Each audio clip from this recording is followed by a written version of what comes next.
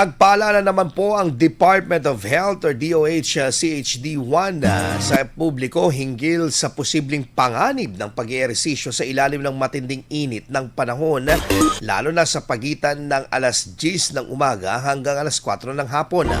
Ayon sa tanggapan ng matagal na pagkakalantad sa mataas na temperatura habang gumagawa ng pisikal na mga aktibidad ay maaaring magdulot ng heat-related illnesses gaya ng heat cramps, heat exhaustion at heat stroke.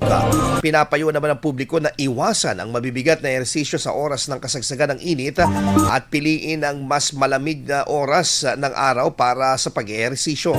Hinihikayat naman din ang mas sapat na pag-inom ng tubig, pagsusuot ng proteksyong preskong kasuotan at agad na pagpapahinga kapag nakaranas ng sintomas tulad ng pagkahilo, panghihina at labis na pag-init ng katawan.